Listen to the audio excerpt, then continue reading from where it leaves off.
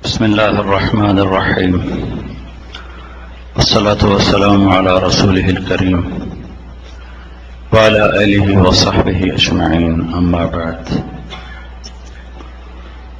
میرے بھائی اور بہنوں، اس وقت ہم اللہ کی خاص مہمانی پر ہیں اور اس کی نظر عنایت اپنے بندے اور بندیوں کی طرف متوجہ ہے. اللہ کی رحمت کے دروازے کھلے ہوئے ہیں اور اللہ اپنے بندوں کو بخشنے کے لیے ان کی دعاؤں کا منتظر، ان کی توبہ کا منتظر ہے. یا ایھا الذین آمنوا توبوا الی اللہ توبۃ نصوحا. یہ اس وقت کی آیت ہماری طرف متوجہ ہے. اے ایمان والو، پوری توبہ کرو. عرفات کا عمل میں نے وہاں بیان کیا تھا. جو عرفات کی روح ہے، روح اعمال تو ظاہری، نماز بھی ہے، دعا بھی ہے، ذکر بھی ہے، تلاوت بھی ہے، تسبیح بھی ہے، لیکن یہاں کی جو روح ہے وہ توبہ ہے. کہ آج تک جو اپنی مرضی کی زندگی گزاری، اپنی منچاہی پہ چلے، جو جی میں آیا. ہمارا معیار زندگی کیا ہے؟ جو جی میں آیا کر لیا، جو نہیں آیا نہیں کیا. جن چیزوں کو جی چاہا ان کی طرف چل پڑے، جن چیزوں کو جی نہیں چاہا اس طرف سے رک گئے. یہ ہمارا طرز زندگی ہے.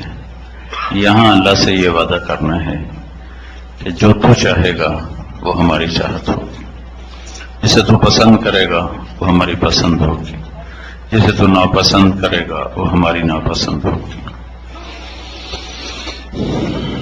جدھر چلائے گا چلیں گے، جہاں سے روکے گا روکیں گے. یہاں یہ اللہ سے وعدہ کرنے کی چیز ہے. ہم سب اپنے اللہ سے عہد کریں کہ آج تک جو اپنی مرضی پر چلے اس پر ہم توبہ کریں گے.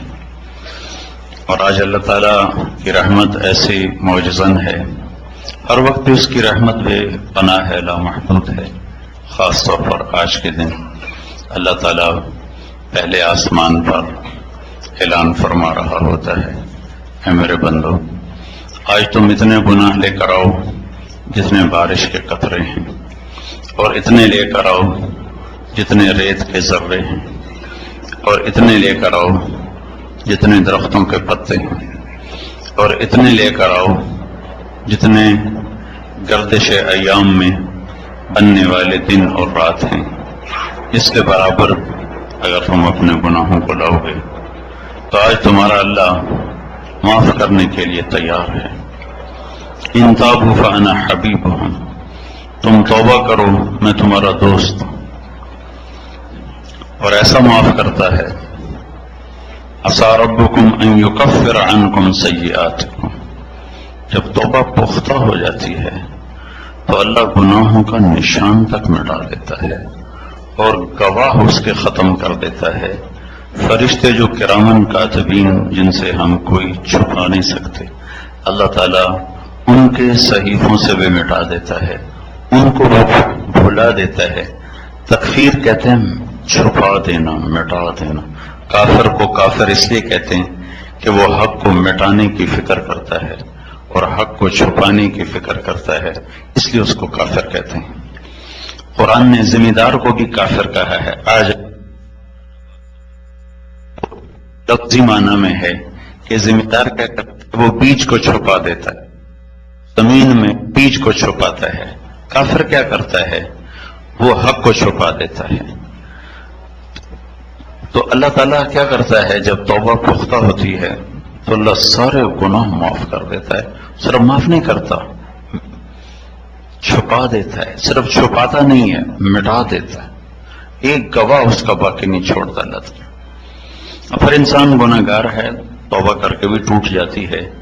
اگر اس سے ٹوٹ جائے تو پھر کیا کرے؟ تو اللہ تعالیٰ فرماتا ہے ان استقامت جب اور جتنی دفعہ تیری توبہ ٹوٹے تو یہ تمہیں شیطان دھوکہ نہ دے کہ ایسی توبہ کا کیا فائدہ، ادھر کرتا ہوں ادھر توڑ دیتا ہوں. تو ایسا نہ کرنا. جب اور جتنی دفعہ ٹوٹے تم میرے پاس آ جانا اور معافی مانگ لینا. تو میں ایسا اپنی رحمت کا پردہ اس کے اوپر چڑھاؤں گا. ایک مثال دیتا ہوں. پیالہ ٹوٹ جائے تو اس کو اگر جوڑا جائے تو جوڑ نظر آتا ہے، اور ٹوٹ جائے، لکڑی ٹوٹ جائے تو جوڑ اس کا نظر آتا ہے. تو عقل تو ہو کا مطلب یہ ہے کہ میرا بندے، تیری ہزاروں دفعہ ٹوٹی ہوئی توبہ کو جب تو میرے پاس آنسوؤں سے پیش کرے گا تو میں اسے ایسے جوڑوں گا کہ اس میں ایک جوڑ بھی نظر نہیں آئے گا.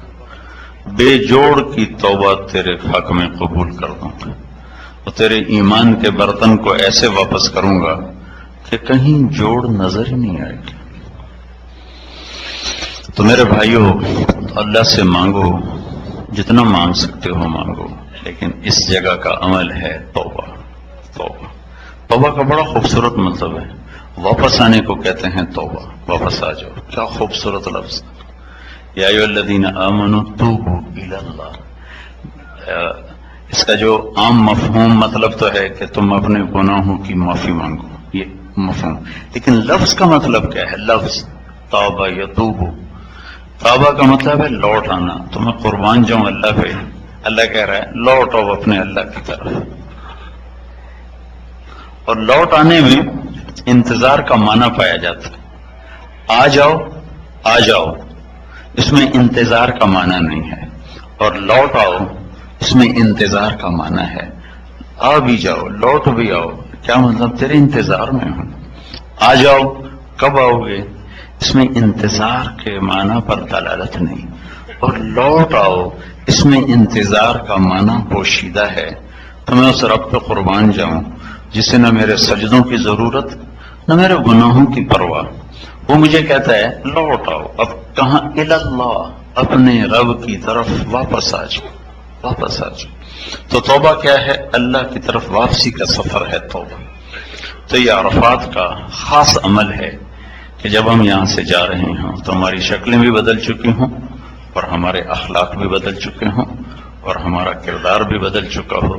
ایسا نہ ہو جس شکل کے ساتھ ہے اسی شکل کے ساتھ واپس چلے گئے تو اپنے آپ پر ظلم کیا ہے، اپنے ساتھ دھوکہ کیا ہے. ساری زندگی اپنے نفس کی مانی، اب اللہ کی مان لیں، اب اللہ کے رسول کی مان لیں. کب تک کوئی جیے گا؟ کب تک کوئی جیے گا؟ اجل ہی نے چھوڑا نہ کسرا نہ دارا، اسی سے سکندر صفا تھے بہارا. ہر ایک لے کے کیا کیا نہ حسرت سے زارا، پڑا رہ گیا سب یوں ہی ٹھاٹھ سارا. جگہ جی لگانے کی دنیا نہیں ہے، یہ عبرت کی جا ہے تماشا نہیں ہے. تو اس لیے میں ابھی آپ کے سامنے انشاءاللہ خطبہ نبوی پڑھنے والا ہوں، لیکن دوبارہ یاد دہانی کے لیے میں نے رات والی بات کو دوبارہ دہرایا ہے کہ ہم یہاں اللہ کی بارگاہ میں توبہ کرنے آئے ہیں. توبہ کا مطلب یہ نہیں ہوتا کہ اب ہم سے گناہ نہیں ہوگا، ہو جائے گا، پھر بھی ہو جائے گا، لیکن جب ہو فوراً اللہ سے معافی مانگی جائے. کسی بندے پر زیادتی ہو جائے تو اس سے معافی مانگی جائے. اللہ اور بندے آپس میں تعلق ٹوٹ کمزور ہو تو اس پر معافی مانگی جائے. تو انشاءاللہ اللہ اپنے فضل و کرم سے ایک دن ضرور ایسا لائے گا کہ اللہ ہمیں پاکیزہ زندگی عطا فرمائے گا، گناہوں سے پاک فرمائے گا. تو اللہ کے رسول صلی اللہ تعالی علیہ وسلم نے نمازوں کے بعد پہلے آپ اپنے خیمے میں آ کر آرام کیا، پھر اس کے بعد آپ نے غسل فرمایا. گرمی بہت زیادہ تھی اور اپریل کا مہینہ تھا، شدت کی دھوپ تھی، تو آپ نے غسل فرمایا. اس کے بعد اپنی اونٹنی کے تیار کرنے کا حکم دیا، پھر آپ نے خطبہ دیا. مختصر ہے، آپ کی تقریر لمبی نہیں ہوتی تھی، مختصر ہوتی تھی. آپ نے فرمایا کہ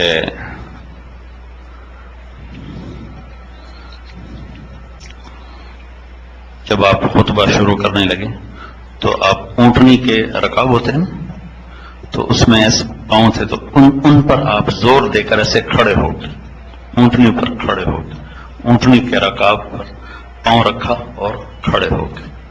اور کھڑے ہو کر آپ کے سامنے کوئی 1 لاکھ سے اوپر مجمع تھا، 1.25 لاکھ، 1.5 لاکھ گنا تو کسی نے ہے نہیں، لیکن عام علماء اس کی جو تعداد بتاتے ہیں وہ 1 سے 1.25 لاکھ کے درمیان بتاتے ہیں، کہ کوئی 1.25 لاکھ کے قریب مجمع تھا صحابہ کا۔ تو آپ اونٹنی پر ایسے رکاب کے اوپر زور دے کر کھڑے ہوئے اور آپ نے یہ خطبہ دیا۔ پہلے میں اس سارے کا ترجمہ کر دیتا ہوں، پھر جو اس میں تفصیل کی چیزیں ہوں گی ان کی تفصیل بتا دوں گا۔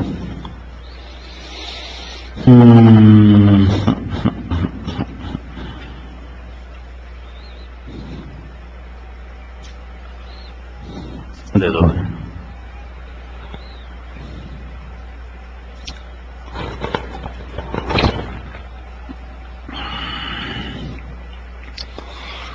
اپنے اللہ تعالیٰ کی حمد و ثنا کے بعد ارشاد فرمایا، اے لوگو، تمہارے جان، مال، عزتیں ایک دوسرے کے لیے قابل احترام ہیں قیامت کے دن تک، جیسے آج کا دن قابل احترام ہے، جیسے آج کا شہر قابل احترام ہے، جیسے آج کا دن قابل احترام ہے، اور آج کا مہینہ۔ ان قریب تم اپنے اللہ سے ملنے والے ہو، اللہ تم سے تمہارے اعمال کے بارے میں پوچھے گا۔ میں نے تمہیں اللہ کا پیغام پہنچا دیا ہے۔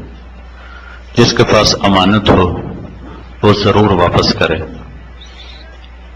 امانت کو صاحب حق تک پہنچانا تمہارے ذمہ ہے۔ جاہلیت کے زمانے میں جتنی تمہاری لڑائیاں تھیں، آج وہ میرے قدموں تلے دفن ہو گئیں، اور میں ایک دوسرے کے قتل کو معاف کرتا ہوں۔ اور سب سے پہلے میں اپنے خاندان کا قتل، ربیعہ بن حارث بن عبد المطلب جن کو حذیل نے قتل کیا تھا، میں اس کے خون کو معاف کرتا ہوں۔ اور سنو، آج سود میرے قدموں تلے دفن ہو گیا، تمہارے لیے اصل مال ہے، نہ ظلم کرو، نہ ظلم کیا جائے۔ اللہ نے فیصلہ کیا ہے کہ آج کے بعد سود حرام ہے، سود نہیں چلے گا۔ جتنا سود میرے چچا عباس بن عبد المطلب کا تھا وہ آج میں ختم کرتا ہوں۔ اور سنو، شیطان اس بات سے تو مایوس ہو گیا ہے کہ وہ تمہیں پتھروں کے آگے جھکا سکے۔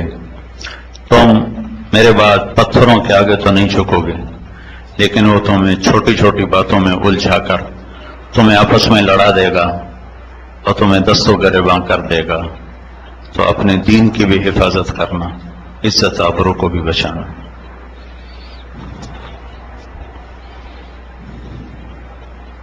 مہینوں میں زیادتی کرنا یہ کفر ہے کہ ایک سال اس کو زیادتی کر، ایک سال اس کو حلال کرتے ہیں، ایک سال اس کو حرام کرتے ہیں، تاکہ اللہ کے بتائے ہوئے مہینوں کے دنوں کو پورا کر سکیں۔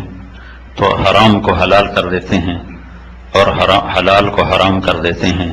سنو، زمانہ اپنی اصل حیات کی طرف لوٹ چکا ہے۔ جیسے اللہ نے دن اور رات بنائے تھے، سال 12 مہینے کا ہے، اور اس میں 4 مہینے قابل احترام ہیں، ذوالقعدہ، ذوالحج، محرم اور رجب۔ پھر آپ نے فرمایا، اے لوگو، غور سے سنو، اللہ سے ڈرو، اور میں تمہیں عورتوں کے بارے میں خاص طور پر وصیت کرتا ہوں کہ تمہارے پاس چل کر آتی ہیں، اپنے ذات کے لیے کچھ چیز کے مالک نہیں ہوتی، تم انہیں اللہ کے بول کے ساتھ حلال کرتے ہو، ان کی عزت کے مالک بنتے ہو، ان کا تم پر حق ہے، تمہارا ان پر حق ہے۔ تمہارا ان پر حق یہ ہے کہ یہ اپنے تمہارے بستر پر کسی ایسے آدمی کو بیٹھنے نہ دیں جسے تم ناپسند کرتے ہو، اور یہ اپنی عزت کی میں خیانت نہ کریں اور بڑی برائی میں مبتلا نہ ہوں۔ اگر یہ عزت میں خیانت کریں تو اللہ نے تمہیں اجازت دی ہے، تم ان سے دوری اختیار کرو، ان کو سزا دو ایسی کہ جسم پہ نشان نہ پڑے۔ اگر یہ توبہ کر لیں تو تمہارے ذمہ ہے ان کو کھلانا بھی، پہنانا بھی اچھائی کے ساتھ۔ لوگوں، میں تمہارے درمیان 2 باتیں چھوڑ کے جا رہا ہوں، اگر انہیں پکڑ کے رکھو گے تو کبھی گمراہ نہ ہوگے۔ ایک میری کتاب ہے، ایک میری سنت ہے۔ لوگوں سنو اور غور سے سنو، مسلمان کا بھائی ہے، کسی مسلمان کے لیے جائز نہیں ہے کہ کسی کے مال کو چھینے اور اس پہ ڈاکہ مارے، سوائے خوشی سے کسی کے مال کو لینا ناجائز ہے، حرام ہے، اپنے اوپر ظلم نہ کرو، اور 3 چیزوں میں خیانت نہ کرنا۔ ایک، اپنے عمل کو اللہ کے لیے خالص رکھنا، اس میں ریاکاری شامل نہ کرنا۔ ایک، بادشاہوں کو نصیحت کرتے رہنا، ان سے دنیاوی مفاد نہ اٹھانا۔ اور ایک، اجتماعیت کو برقرار رکھنا، جڑ کے چلنا، مل کے چلنا، ٹکڑے ٹکڑے نہ ہونا، فرقوں جماعتوں میں نہ بٹ جانا۔ جو دنیا کو آگے رکھتا ہے تو اللہ تعالیٰ اس کی دنیا کو بکھیر کے رکھ دیتا ہے اور مقدر کے سوا پا نہیں سکتا، اور جو آخرت کو آگے رکھتا ہے اللہ اس کے دل کو غنی کر دیتا ہے، اور اس کی دنیا اس کے سامنے ناک رگڑ کر اور جھک کر آتی ہے۔ اللہ اس بندے پر رحم کرے جو میری بات کو آگے پہنچائے، کہ بہت سے سننے والے پہنچانے والوں سے زیادہ سمجھدار ہوں گے۔ اے لوگوں، اپنے ملازمین کے بارے میں تمہیں اللہ سے ڈراتا ہوں، تمہارے ملازمین کے بارے میں تمہیں اللہ سے ڈراتا ہوں۔ انہیں وہ کھلاؤ جو خود کھاتے ہو، وہ پہناؤ جو خود پہنتے ہو۔ اگر وہ کوئی غلط کام کریں اور تم چاہتے ہو ان کو سزا دینا تو سزا نہ دینا، انہیں بیچ دینا، انہیں فارغ کر دینا، سزا نہ دینا، انہیں عذاب نہ دینا، انہیں ذلیل نہ کرنا، انہیں بے عزت نہ کرنا۔ میں تمہیں پڑوسی کے بارے میں بہت زیادہ نصیحت کرتا ہوں۔ پھر آپ نے فرمایا اللہ نے حقدار کو حق دے دیا ہے، وارث کے لیے وصیت جائز نہیں ہے، بیٹا نکاح سے ہوتا ہے، زانی کے لیے پتھر ہے، یعنی اس کو سنگسار کرنا ہے۔ جو اپنے خاندان کے علاوہ کسی اور خاندان کی طرف اپنے آپ کو منسوب کرے گا تو اس پر اللہ کی لعنت ہے، فرشتوں کی لعنت ہے، اللہ اس کا کوئی عمل قبول نہ کرے گا۔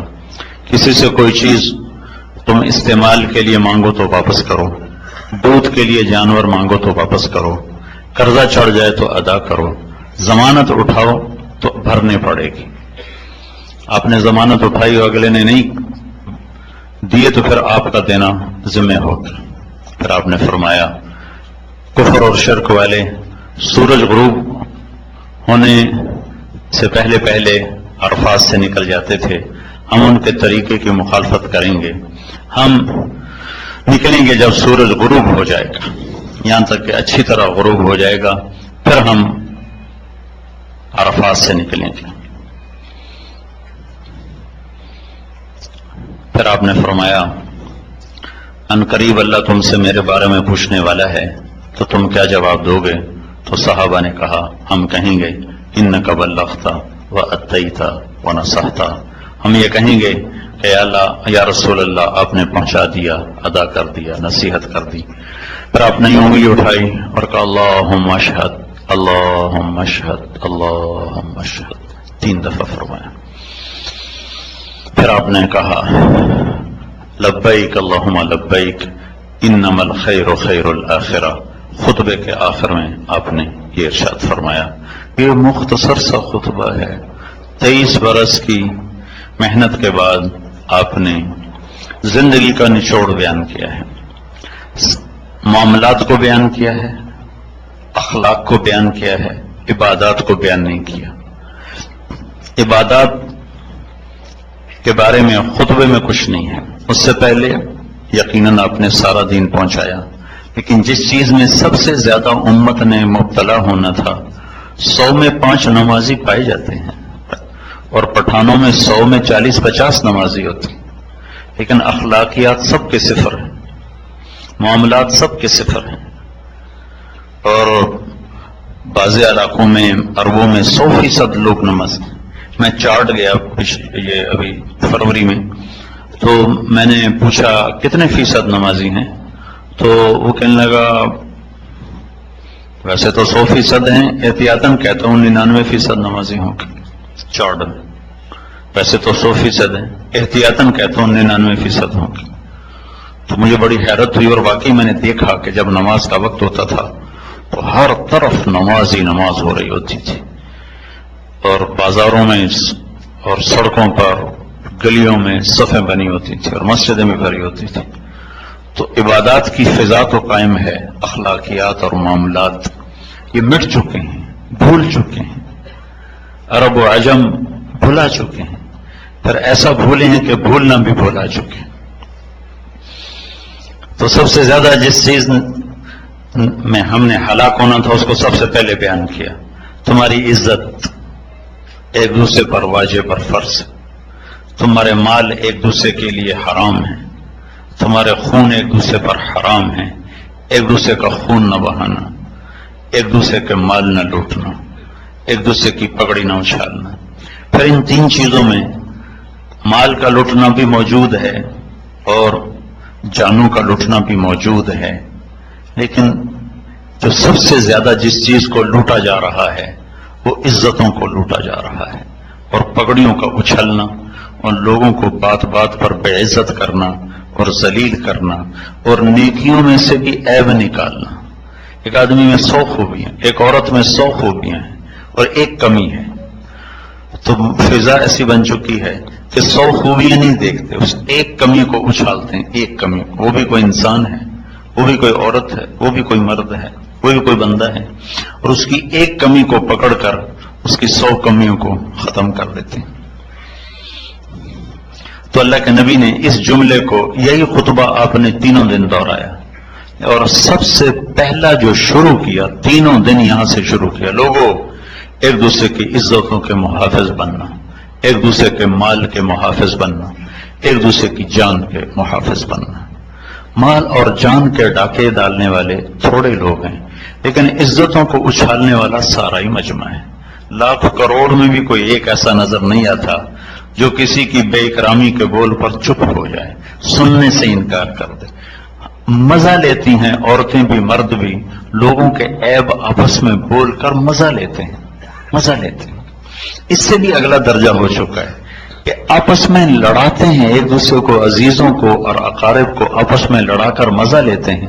اور اللہ کے نبی کا فرمان ہے، جو لوگوں کو آپس میں لڑاتے ہیں وہ اللہ کی نظر میں ایسے حقیر ہیں جیسے تمہاری نظر میں پاخانہ حقیر ہوتا ہے.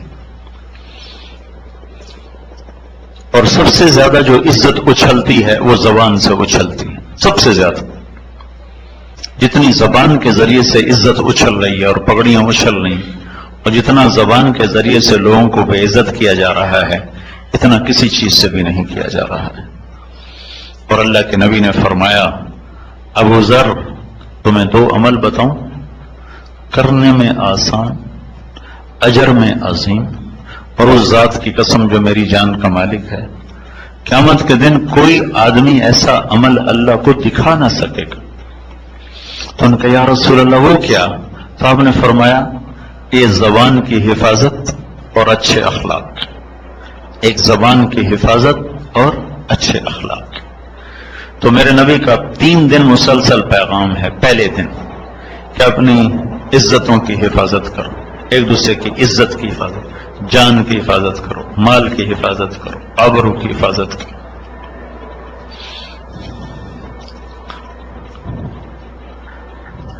عبداللہ بن مہدی بن رستم 3ری صدی کے بڑے عالم گزرے. میں آپ کو ان کا 3ری صدی میں پہاڑوں جیسے راسخ علم والے علماء آئے. تاریخ نے ان کو واضح نہیں کیا، لیکن ایک چھوٹے سے عالم کو واضح کیا ہے ان کے ایک قصے کی وجہ سے.